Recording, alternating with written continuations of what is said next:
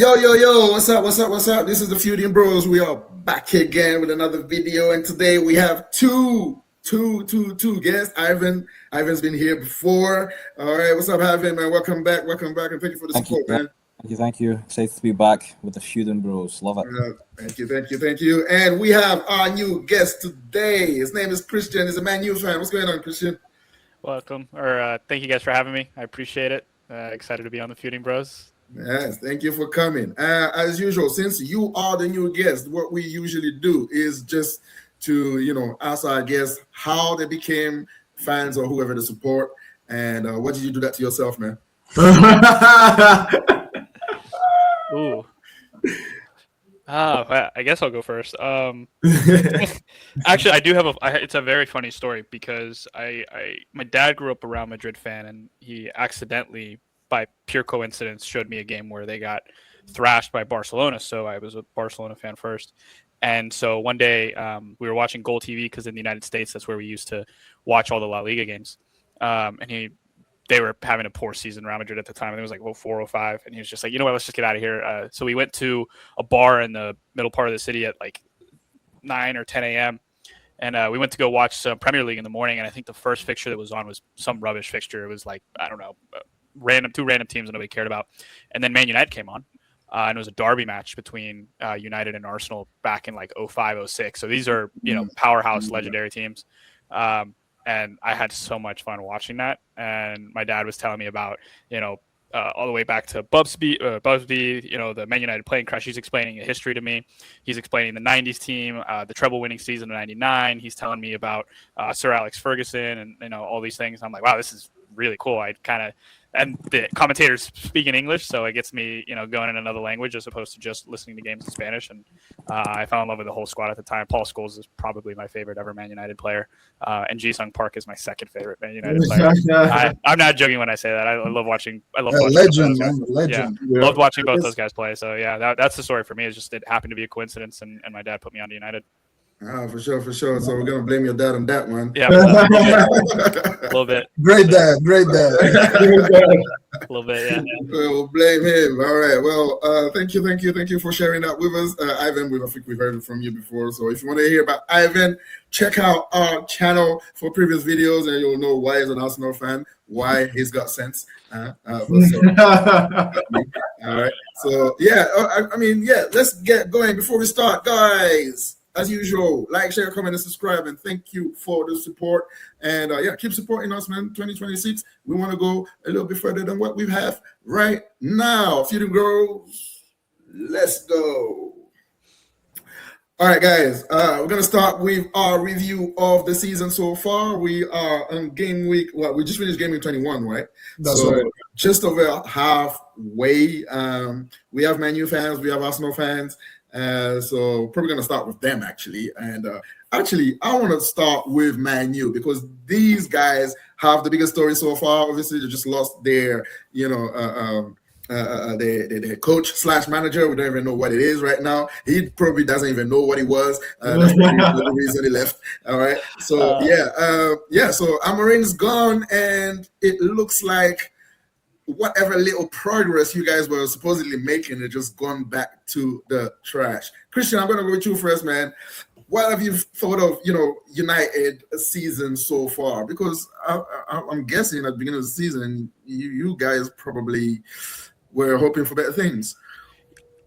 I think a lot of Man United fans lack the ability to have context, and they think that because we were so good for so long, it needs to immediately get back to that.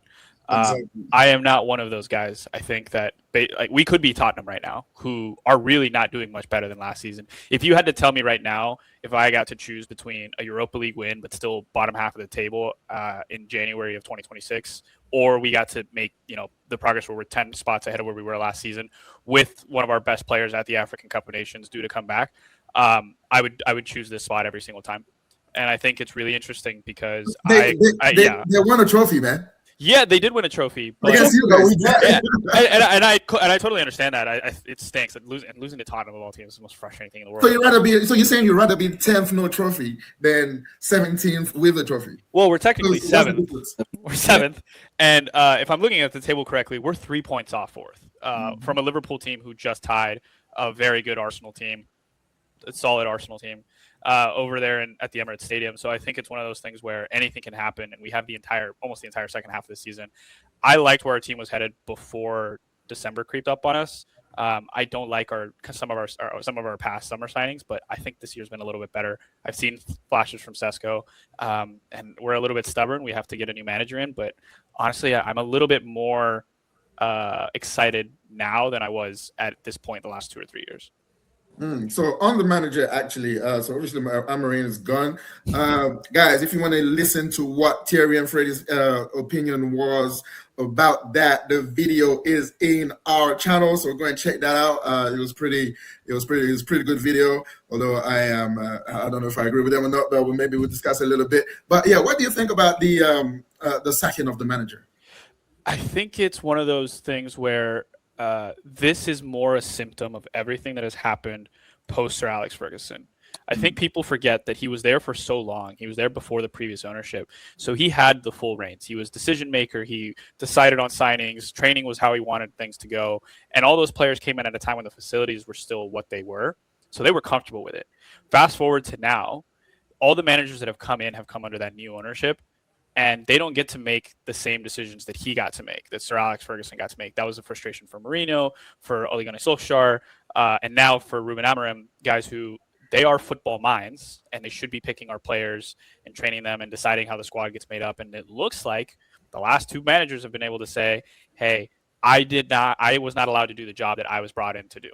This is not an issue with the coach. I think this is an issue with the club, and we'll continue to have this trouble until the club decides we should let the football guys make the football decisions. But do you not think they were briefed about that before they got the job? Sure, absolutely. I think part of it falls on managers thinking that they are the exception, and you have to have an exceptional ego to be the coach at Manchester United. That's just the case every single time.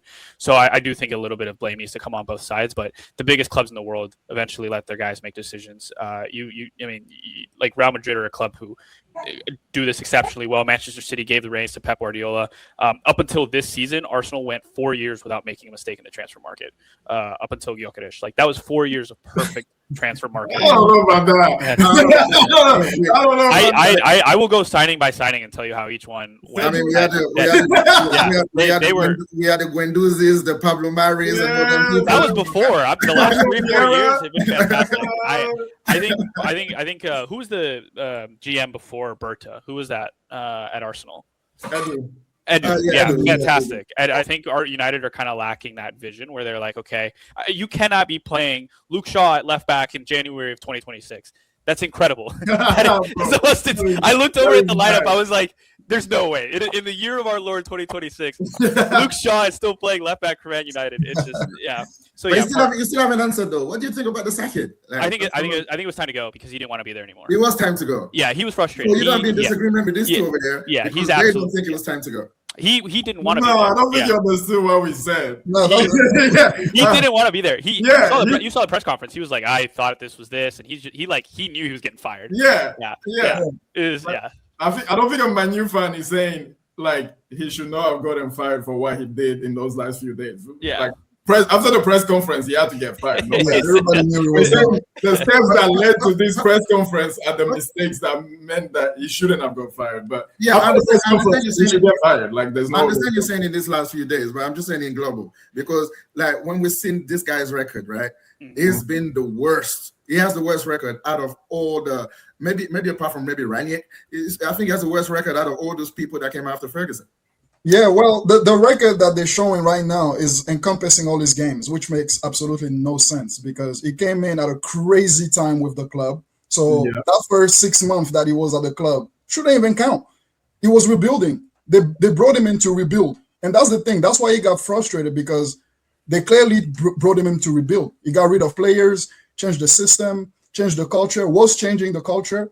And is that not the task of every manager when they come in? They came in to rebuild. I mean, you said manager right there. You said manager. That's the thing. When Moyes came, he was supposed to come and rebuild after Ferguson, right? Yeah. And after him, Mourinho, he was supposed to rebuild. Even when the Dutch guy, when he came, he was supposed to rebuild as well. And most Man U fans will probably tell you that nearly all our managers probably should have got a little bit more time than they did. Yeah. Like we've always argued that after every time they got sacked, we always said, oh, he probably should have got a little bit more So time. you're just following the Chelsea model then, is that what you're saying? Well, we're kind of half doing it, but not really doing it, because it's like Chelsea is actually ruthless. Where as soon as he starts going back, they cut him off and they get a new one.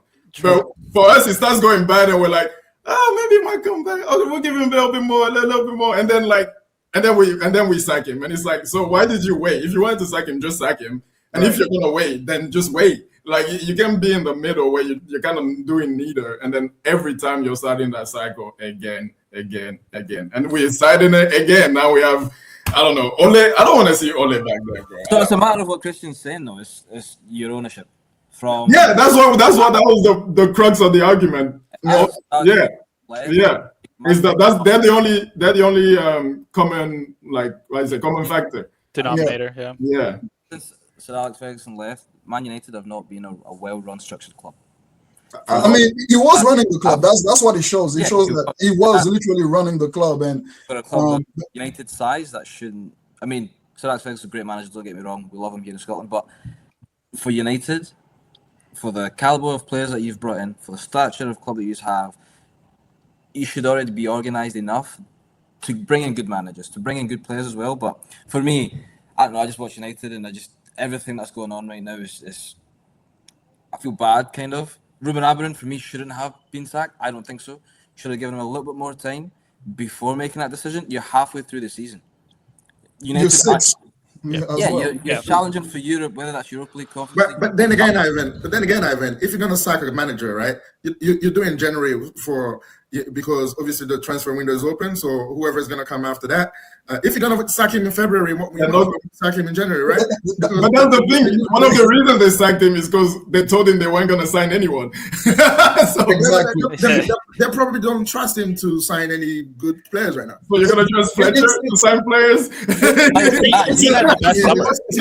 You're bringing, I don't want to call him manager, a coach that you sacked a couple seasons ago. You're bringing him back. Yeah, and then you're gonna trust him to sign new players. I mean, that's not for sure yet. So we don't even know. Okay, whoever you bring in is an interim. So why would you trust an interim to sign players? Like, exactly. Either way, it doesn't make sense. It doesn't make sense. And the worst thing is that Sorry, so for you, United fans, you would have kept him to the end of the season. Is that what you're saying? Yeah, that's what makes the most sense. You just had to keep him so that you're not wasting money. That I don't know. I think he's going to be compensated up to like 10 million.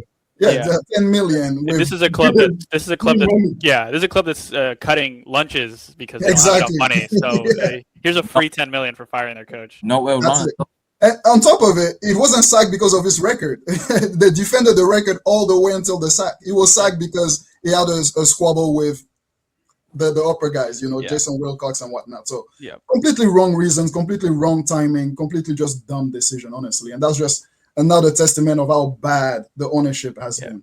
So let's get back to the question a little bit. And so how are you judging the season so far for United? Let's start with you, Christian, man. I think if you'd asked me this a month ago, I would have said a lot better. But we've had so many draws, and I think it's one of those things where we knew Mboma would be gone at this point in the year, and he was really starting to get into it to the point where Man United were pretty clearly a top 4 contender and still are. Again, they're only 3 points off the top 4 right now. Liverpool have a bad day, Man United win a game, and all of a sudden we're in Europe. So it's one of those things where I really liked it a month ago. Now I really have to consider what's going on with Sesko's development. Now that you fired his coach, is he going to be able to develop this season? Or are we going to have to wait until next year for him to be able to show any of the $76 million potential that we paid in the summer for him? Acuna was, I think, playing well. I'm going to be honest. I think this is the best performing team that I've seen that hasn't gotten the points out of their games. I like the roster more now as opposed to last season. I think that all we were lacking was a couple of signings. And we would have been there, which is why the Rúben Amorim firing is so frustrating, because I think that was the first coach in the last 4 or 5 managers who I really felt like if we trusted this guy through the end, it would have gone through well. But yeah, so far, mediocre season, better than last year for sure. But, the wheels could fall off the bus in the last 17 games for sure. It's definitely a possibility. Yeah, I would agree with that. Mediocre in the sense that we are underachieving. As Christian just said, there are too many draws, man. It's those close draws where you're like, you should have won. You should have won pretty much. Obviously, out of some of those draws, there are some that we should have lost as well. So it's so inconsistent. It's so unpredictable as well with United right now. That I would say better than last year for sure. Could be even better if we had the signings we needed. Let's remind everybody that Amorim wanted a midfielder, and they got him Sesko. He wanted a midfielder literally. So that he didn't get. I get that added to the frustration, and then led to what it did. But yeah, I would say could be so much better. But we're in a decent spot. We're in a spot where we are progressing, and we kind of reverted all that progress with that sacking. Yeah, it feels like you're just going back to zero, basically. Yeah. Mm-hmm. Yep. Back to zero. Yeah, like the guys. I mean, I think with the sacking now, it kind of makes it like a bad season almost. When I thought it was a decent season, because I think you asked 99% of my new fans at the start of the season, like where do you think you're gonna finish, or what's the expectation for this season? And they would have said between 4th and 6th. Like they would have said anywhere between 4th and 6th, I'll take it. So the fact that we are there and then people are still so mad and so angry, and like I understand there was the draws and blah blah blah, but like we are meeting expectations right now, like as of 21 games into the season, we're in the race to achieve what we set out to achieve at the start of the season. So I would say it's good in that sense, but obviously now you just sack your manager. You're gonna have Fletcher, which I mean he might do well, he might not do well. I don't know. You're gonna bring in Carrick, or it's just gonna you don't know where he's gonna go from there. He might go really well, or he might go really bad, and then so it's kind of like meh. Yeah, I mean, I wish you get Oli back, because that was a fun Please. I think his results like the last results like the Burnley game when you drew 2-2, the Leeds game 1-1, the Wolves game 1-1. I mean, the Wolves is bottom of the league, right? They only had 2 points before they played you guys. You gave them another one. Leeds and Burnley, they're promoted side, and they're down there in the table as well. So I mean, I understand you want to compare yourself to Spurs. I mean, if you want to do that, that's fair. That's up to you. But I mean, these are results like I isolated. I think for where you want to go, and when we're talking about the manager as well, these are results that these are teams that surely you should be aiming to beat them, right? Yeah, that was the aim. That was definitely the aim. I know they went into those games trying to win, and you can see it in the games. Like it's not like out of those 3 games you've mentioned, those last 3 games, we had moments. We had moments where we were good, and then some other moments we are really sloppy, and that's been for seasons now. So we can't just put that on the manager. The thing is, some of the top teams right now in this current league have struggled against these exact same teams. Wolves is not an easy team to beat. Arsenal went there and struggled. Liverpool, I believe. No, Liverpool gave them their 4-0 or something. But a few top teams have struggled against them. Burnley is not always easy to play, right? So again, not to excuse the result, but mainly the fact that from where we're coming from, we can't be too mad. And sometimes the outrage is just exaggerated on some of these results, because it's not a loss, it's a point, and we can do better, So that's really what I will say about that. Yeah, I think the outrage as well was about Amorim's stubbornness as well. That probably played against him as well. And I've seen a lot of United fans that were pretty happy when they shocked and happy when the news dropped. And I mean, it sounds like you kind of like saying that it's fair for him to have been sacked, but maybe it wasn't the right timing, if I understand what the gist of what you guys saying is. But yeah, I mean, Amorim, he was saying that he was set on his ways. He wasn't going to move. He wasn't going to do anything any different. And that's what was frustrating a lot of people, and probably the board as well, right? Of course, yeah. Go on, Christian. Go on. I think for me, especially because you talked about the Burnley match, what stood out to me about the Burnley match was the lineup. Bruno Fernandes is, what is he, 32 now? Mm-hmm. I think if you 31, 32, he's not young anymore. And that's what you're bringing up with some Man United fans happy. Any Man United fan that's happy about this happening, thinking that we can just sign somebody else and get that right, it's really tough, because Bruno Fernandes isn't getting any younger, and that is a talisman. Because he's been at Man United so long, people forget how good he is. He is the best midfielder in the Premier League the last 10 years, not named Kevin De Bruyne. And we're just wasting him away, and we needed some form of consistency. So it's tough. A lot of people wanted to sell him last year because sell high, right? Because he would have been worth a lot of money. Like you sell him to a Real Madrid or a Barcelona or a Bayern Munich, that would have made a lot of sense because at least you can recoup some of the funds. But it's going to get tougher, especially now this summer. And I look at the Burnley game and I'm like, man, Dorgu's there, but he's not at the level that I need a Man United right winger to be. Luke Shaw's still starting. Lisandro Martinez is barely back from that injury. What's the right center back's name? Heaven, who I think we got from the Arsenal Academy. And it's just like there's 3 or 4 just spots there that we really could have just hammered those home and been a little bit more ready for the end of the year. I would have accepted a loan in January for another center back or a right winger or something. It just makes no sense to me. That's probably the most frustrating part about it.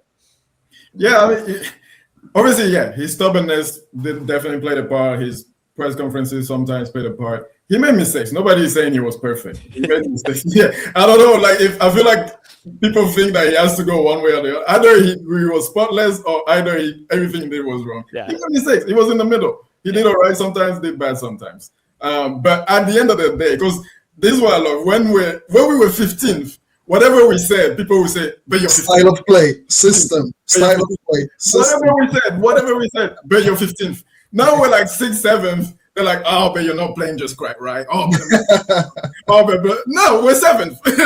We're 7th. Like we're 6th. We're meeting expectation. Yeah. So that's that at the end of the day. So I don't get it. I don't get the I should hate.